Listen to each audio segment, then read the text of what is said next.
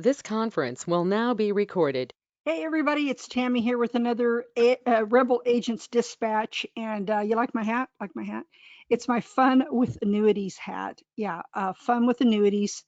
There's a lot of irony in there. That's from Stan the Annuity Man. If you've not ever seen any of Stan the Annuity Man's marketing and you're in the financial services industry in any capacity, I think you'll get a real kick out of the way he correctly markets the annuity product, and that's why he's so successful. So that's for another Rebel Agents Dispatch, perhaps. I don't know that I have time to go into an analysis of Stan the Annuity Man's marketing, but he did send me a cool hat, so I thought I'd wear it. Anyway, I'm going to turn off the webcam right now, so you don't have to look at my hat or me the rest of the time. And we're going to look at one of my favorite things today, so stay tuned. Hang on just a sec.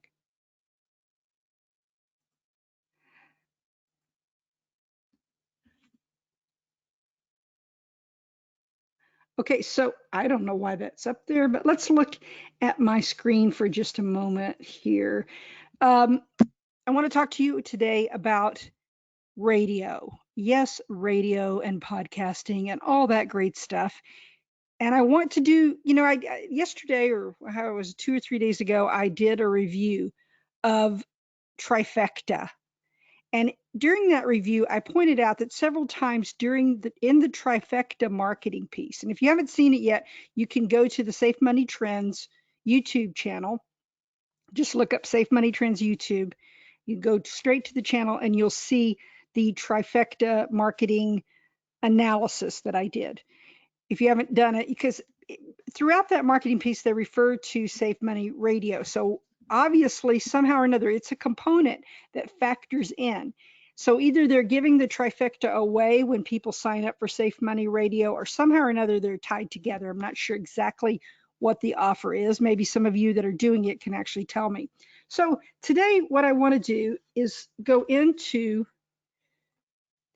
Safe Money Radio. Now, this is a review, and I want to say this right up front. It's a review. It's my own personal opinion. It is based on a number of things. It's based on my association and affiliation at one point with Safe Money Radio years ago when it was just getting started. I actually promoted it. And at the time, I thought that it had merit as far as it was a system or a systemized approach to radio that let the guys that didn't really want to put the time into the creative end of it, writing the scripts and coming up with topics all the time. It was a cookie cutter. It was a turnkey system where you could get a program up and running on the radio. At the time, I didn't really understand all the implications that that would have at some point in time. So if I'm the person that got you into this and you're unhappy in Safe Money Radio, I apologize profusely. Today, we're going to look at what it is and why it really, in the 21st century, is such a dinosaur and it's never going to work. And I don't know that it ever worked except for a handful of people. This is one of those things like the Slim Fast diet where they have the tiny print at the bottom and it says results not typical. You know, Mary Ann lost 100 pounds in 3 months using the Slim Fast system. Okay, results not typical. And that's what actually, if I ever write a book about these marketing systems that I review, I think that's what I'm going to call it, results not typical. So today I do want to go through and show you, because apparently they're on a roll again. They're on a recruiting roll, trying to get more and more of you fine, feckless, adventurous financial advisors and insurance agents, trying to get more of you guys to do the radio show. Now, hopefully they've made some improvements in it since I was there, but honestly, I don't really think so. So this is the website. This is publicly available. I am not usurping their logo in any way, shape, or form. As a matter of fact, I'm doing all this within my rights as a reviewer, and I'm giving you my opinion, okay? So if you don't like my opinion, fine. I just want to give you what I see in the Safe Money Radio. So if you're thinking about doing radio, I don't think this is the way to go, okay? And I'll tell you why. Now, this is really interesting. If you're going to spend a lot of money on something, you'd think that you would have a more in-depth website that would show you a lot of the ins and outs of how this system works. But they keep everything so close to the vest and everything so proprietary that you pretty much have to dig for information. Fortunately for me, I know tons and tons and tons of ex Safe Money radio show hosts. Note I say ex. I know a couple of the current ones, but even those guys who are honest with me will tell you this is not going to work for everyone. And the handful of radio show hosts that are successful with this have been doing it for years. Please bear that in mind. Now, I will also tell you my background. Again, my name is Tammy DeLue, and I started off as a radio journalist. I worked professionally for a couple of years in Texas. I also started out as a radio broadcast major in school and then switched over to print journalism. So I do have some knowledge. I had a top 40 show for a while. I had a 1940s radio show. Don't ask me how I got tapped to do that. And I also did some news in Monterey, Capitola, Santa Cruz area of California. So I do know a little bit about land radio. I also know that land radio is dying a slow, painful death, no matter what they tell you. So you and I both know the demographics are changing, right? Boomers are going away. We are getting the new, very much smaller Generation X people into the fray, and fewer people are listening to land radio on the radio. Even in the car, like my daughter just bought a new car and everything's all ready to go for Bluetooth, all ready to go for getting radio off her phone.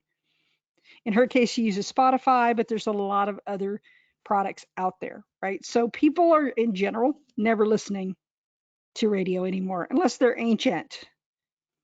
People will say, no, that's not true, Tammy. They listen to sports on radio and other stuff. But even that now is all on demand. So if you want to listen to the Dodgers game, you don't have to listen to it on live land radio. You can stream it. You can do a lot of other things. So that's the first thing with land radio. But in general, even if you do have some hot stations, and there are a few markets where radio is still pretty strong, maybe in the middle of the country, in some of the mid-sized cities, but in general, in the big cities, you just have so many options. But the thing about it is, number one, you have to have the right time slot. You have to have the right station. I don't care how cheaply you're able to get airtime. And the reason I know this so well is I actually hooked a friend, a personal friend of mine, somebody that's like, we actually sit down and have dinner kind of friend. I hooked that friend up in Southern California in San Bernardino with Safe Money Radio.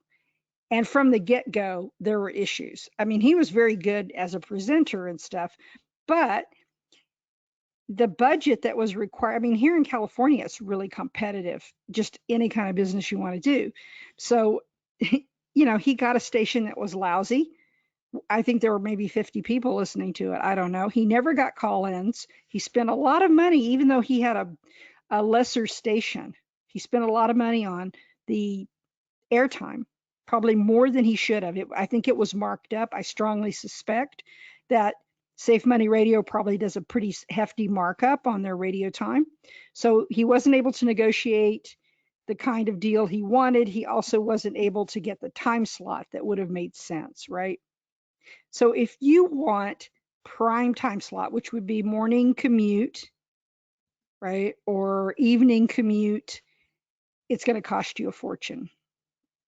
Now they euphemistically, I want to go to the parent company or the parent website of Safe Money Radio. And that's this little thing called Annuity I think annuityinformationsystems.net. And here's what they say on this one. It says radio is effective. You can reach 2,000 to 3,000 targeted listeners with every broadcast and receive at least 20 leads per month. Yeah, not. In most major markets, you can expect at least 15 leads per show. Maybe. But only, again, those seasoned people who've already owned the airwaves, who've got a following and who relentlessly and expensively promote their shows. Those are the guys that are getting that. Radio's inexpensive. It costs about $3,000 a month to air a half-hour weekly series. First of all, I don't think that's particularly inexpensive myself when there's so many other marketing things that you can do for half of that a month. And that $3,000 could be used, in my opinion, in much, much better ways to create something that is evergreen and that you own, which is another issue with Safe Money Radio that I have, that you really don't own your content. As a matter of fact, if you decide to jump ship as host, whoa, you get all kinds of nastiness coming down at you, including being told and reminded of the fact that you can't use your own shows. Okay, you paid for this airtime, you paid for the production, and you're not allowed to reuse those archived shows that you have. You're not allowed to have the Safe Money logo on your business cards or your stationery or on your website. And you are basically threatened with copyright violation if you do that. So when you look at your contract, if you're thinking about doing this, I suggest that you look at your contract and look at those provisions and ask your marketer, is it true I don't own my own content? And this is true also if you decide to go off script and do your own thing, which some people have. You don't own that either. You're going to get a nasty letter saying that you can't use that. So radio is powerful. Everybody loves a celebrity. I don't think being on a station in a podunk town where they have, maybe on a good day, 500 listeners is exactly being a celebrity at all. Actually, I don't think it's a celebrity at all. I mean, unless you've got a following, a big following, maybe a social media following as well as a radio following, I don't see that as creating celebrity. But you can leverage your celebrity status all across all your marketing efforts and brand yourself as a local safe money expert in your community. Maybe 15 years ago that might have worked, but that doesn't work anymore. People are not impressed. I mean, 12-year-olds have a million followers on YouTube. It means nothing now. We are radio experts and have put more than 50 agents on the air, but you see, they've put a lot more agents on the air than that. It's just that only a handful of them have stayed on the air. So one other thing to ask your marketers, of all the radio show hosts that there are currently, how many of them have been doing it for more than 2 years? And I bet there's going to be like crickets on the other end of the line. They probably don't even know. But I will tell you that only maybe one over the years, and I've been doing this since about 2007. So over the years, I only know of a handful. And it's the same old people you see in all those promotions. It's the Eric Hutters and Lawrence Castillos and those people. You see it, Lyle Boss. You see the same names over and over again. That's because those are the only ones that have stuck around. So, and the reason I get calls every month from people who have put $20,000, $30,000, or $40,000 into these things and have gotten nothing. Okay. So here's what the problem is in a major market, you're going to pay through the nose for airtime. You're also going to compete with everybody else out there for the sacred slots that you want to get. And you're going to be behind the 8 ball from the very beginning on these radio show programs. You're going to be $10,000, $15,000 a month sometimes. Some people are paying to promote this because it's not just the cost of the airtime. You're paying for the production. You're paying for an engineer. You're paying for the 24-hour, 7-day-a-week vetting service, the people that answer the phones, unless you have your own service to do that. And you're paying for any kind of advertising that you're doing to promote your radio show, because without promotion, you will die on the vine. So you're paying for all that. And I've talked to a ton of ex-radio show hosts, and they tell me very similar stories. I just talked to a guy 2 days ago who said he spent $40,000 on purchasing airtime and got no leads out of it and made no sales, right? Another guy told me he spent approximately the same amount of money and he spent $40,000 and he made one $8,000 sale. So not a really good return on investment. But they tell you all these things and they tell you what a celebrity you're going to be. You can do it on your own.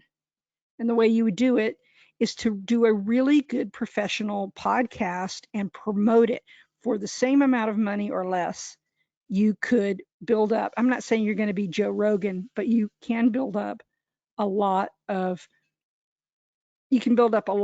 audience that way. You can buy Facebook ads. There's a lot of things you can do with that same money if you repurpose it.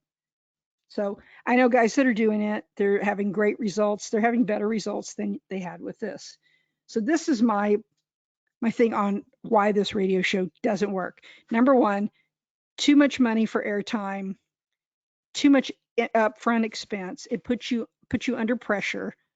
You really have to, from the get-go, you have to have a good geographical area. You have to have a really excellent message. You have to be willing to promote it, and most people are not. So that's the first thing. The second thing is that you are going to find yourself very bored by your show. If you use their canned scripts, I've listened to about 1,000 of these programs over the years. They're horrible. They're horrible for the most part. I mean, there's some really good presenters out there, don't get me wrong, and there's a lot of guys with great voices and they can really bring it. But if you use their canned scripts, you're going to find yourself just as an infomercial. That's what you are. You're an infomercial. You don't have any guests on. You don't have any creativity. You don't have interesting stories to tell. You can't have your clients on to talk about how they work with you. You can't have any of that stuff.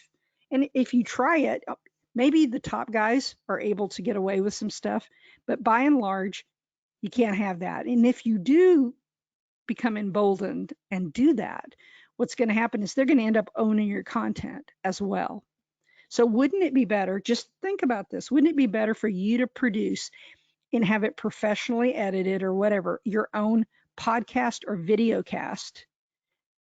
Put yourself up a really good YouTube channel, spend some money and time promoting that, and eventually you're going to get a following. And that's going to be so much more effective in the 21st century when people are not going to be doing land radio at all. A lot of these stations, honestly, if you look it up, you can look at Arbitron and some of the other sources out there for information on these stations, and they are struggling and they are not getting the ad revenue that they did even 2 or 3 years ago, right? So if they're struggling and the ad revenue's not there and they're not promoting their station, then you by default won't get the kind of promotion you need to make it work. So ask anybody that's been in radio. Don't just trust me on this. Call some former Safe Money radio show hosts yourself and ask them what their experiences were. I guarantee they will tell you the same kind of things. Now, there's the Lyle Bosses. They always hold him up, but Lyle Boss is the exception to the rule. Why? Because he gets it. He knows he needs to market. He's not afraid to invest in himself. He's very good at what he does, and he owns Utah. He just owns Utah as far as Safe Money Radio is concerned. Now, what can you do instead? Well, I mentioned that you could have your own podcast or video cast. I think video is very powerful. I have been preaching this since 2005, I think, when I got my first YouTube channel. I said, this is going to be big. It's going to be big in search. When you put a YouTube video up that you've made, and that, it doesn't have to be slick. When you put a video up that has great content in it, you see yourself in search within a matter of a couple of days usually. And the thing about it is, it's something that you can send out everywhere. People don't have to tune into it. People don't have to find your archives if they want to listen to your radio show. And you own it. You own your content. Now, it could be argued that if you put it up on YouTube, you kind of relinquish rights. And that might be true. Depending on I don't know the current iteration of the terms of service of YouTube, but I suggest you read it. Maybe you do give up rights to that in exchange for massive exposure. Now, you could still own scripts. You can have your own Vimeo channel, for example, that you pay for, that you own your content. There's just so many things you can do. I love media and I love promoting agents and advisors that are good. That's the reason I started SafeMoneyTrends.com, because I wanted to be able to do something more creative than what they were letting me do at the Anthony Monkey Show. So anyway, Safe Money Radio is their baby, and that's what they try to get you into. And the fact that they push this so hard should tell you a couple of things. One, somebody's getting some I don't want to call it kickbacks, that sounds negative, but somebody's getting some spiffs from that. Somebody's getting a little commission from the airtime from the radio station. I don't know how they work all that, but it's definitely they're not doing it for free out of the kindness of their heart. So they're getting, I don't know, Big Toe Studios or whatever they call the production company. All those people are getting a little piece of the action, and that adds to your costs. So you can do a quality show for about, I would say, maybe a third of what it's costing to do Safe Money Radio. Okay, so that's one of the things. It's more cost effective to just hire some people to edit this for you, basically script it up, have some guests on, maybe not even do the show about money at all.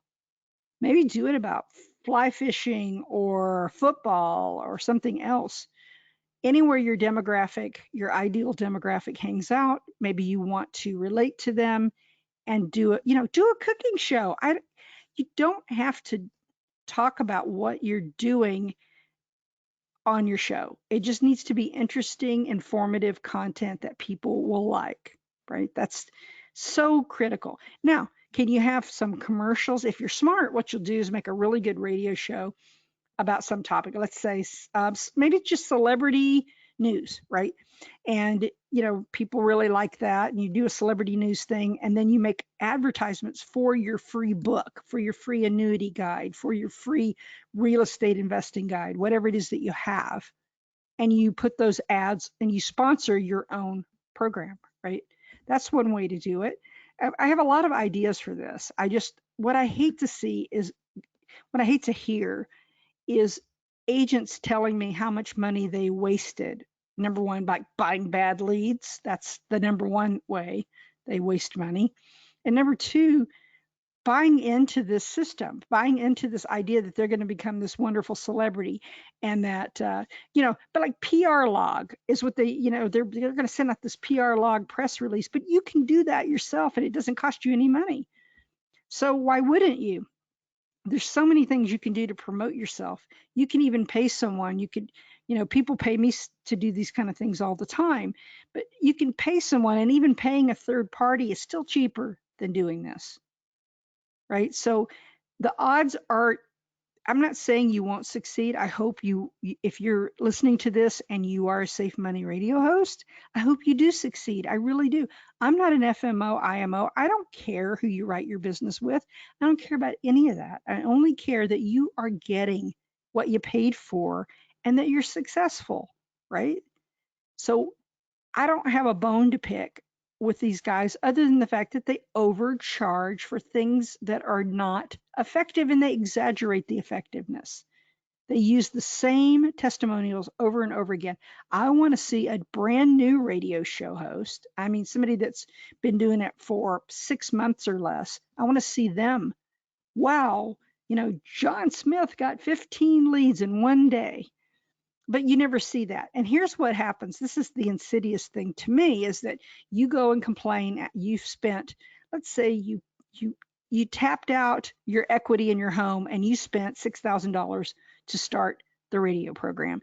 And after 2 or 3 months, you're getting nervous because you have only had a few call-ins and you've only had a few leads. And then when you try to call those leads, well, the data's bad, or they're not real leads at all, or they don't have any money, or, they live under a bridge in the city. It could be any of these things. And you're kind of nervous. And when you go back to your marketer and you complain about it, they say, oh, well, it takes some time. You got to get an audience. And that's true. That's absolutely true. But do you have the time and money to waste waiting?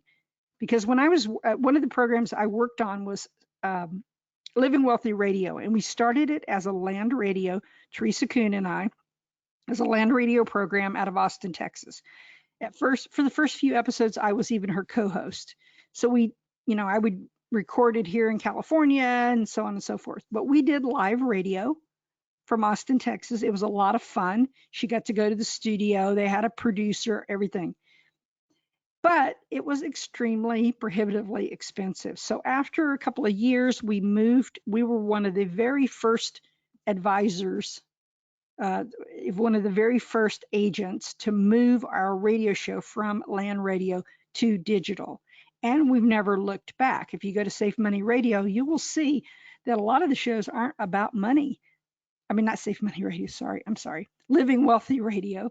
If you go to livingwealthyradio.com, you'll see a lot of the shows feature very high profile authors, doctors, Pulitzer Prize winners. Dr. Ron Paul was even a guest one time.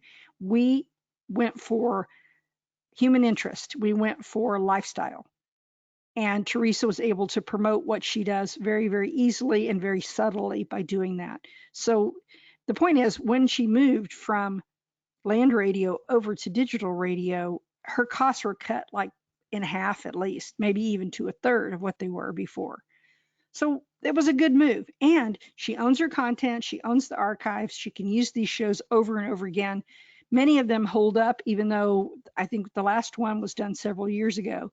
She just hasn't had time because she's been busy, guess what, with clients. Now, I want to tell you about the leads.